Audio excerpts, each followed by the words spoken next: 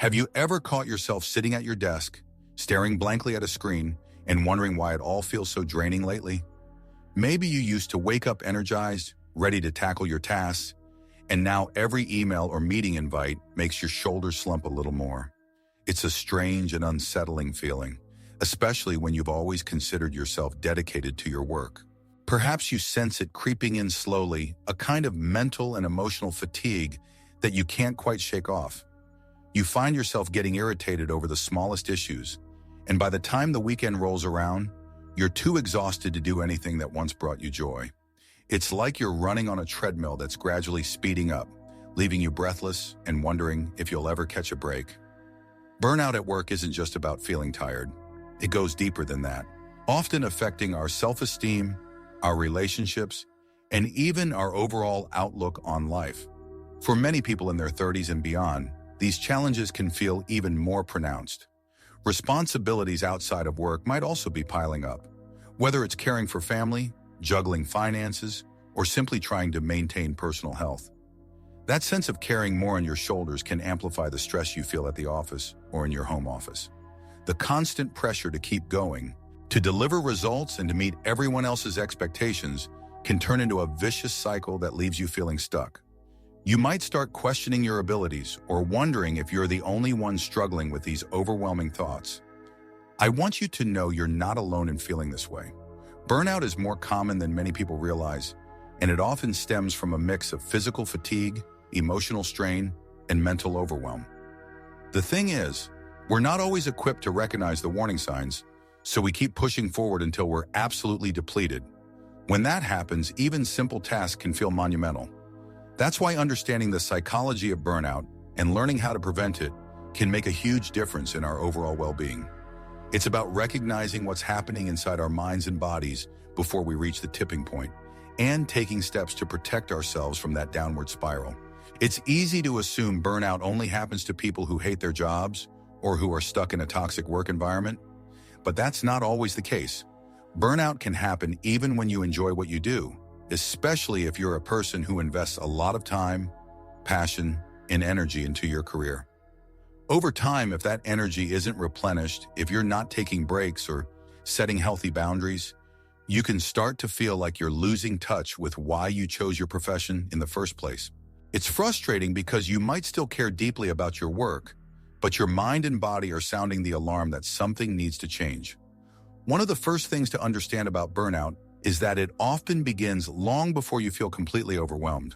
It usually starts as a subtle loss of enthusiasm.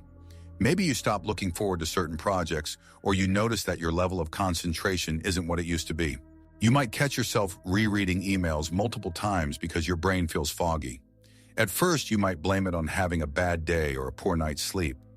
But if that lack of motivation sticks around and starts happening more frequently, it could be an early sign that you're edging toward burnout territory. Pay attention to these signals. They're your body's way of telling you to slow down and figure out what needs adjusting. Another thing to look out for is an increasing sense of cynicism or negativity toward your work. You might catch yourself rolling your eyes more often during meetings or feeling disconnected from your colleagues. Even if you used to enjoy brainstorming with your team, you might now see it as a nuisance that cuts into your day. That shift in attitude can be subtle at first, but it's often a strong indicator that burnout is creeping in. You might start resenting tasks that never used to bother you, or feel like you're trapped in a cycle of repetition without any real growth or satisfaction. This is where the importance of self-awareness comes into play. You don't have to wait until you're at your wit's end to address these feelings. Sometimes just acknowledging that something feels off can be empowering. It lets you know there's a reason behind your exhaustion or irritability, and it's not because you're lazy or incapable. Understanding the psychology behind burnout helps you see that it's a response to sustained stress, lack of balance, or a mismatch between your values and what you're asked to do.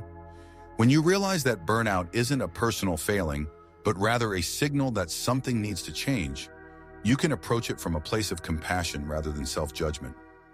One effective way to start easing the burden is by setting small but meaningful boundaries.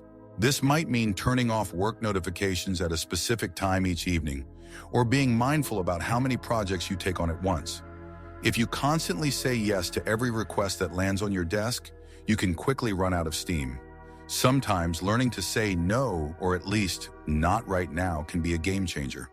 It's not about being selfish, it's about preserving the energy you need to do your job well and still have something left for yourself at the end of the day.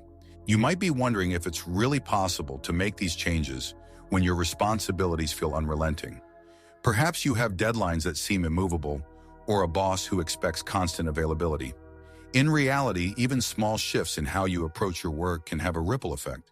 That could involve scheduling short breaks into your day to stretch or step outside for a breath of fresh air.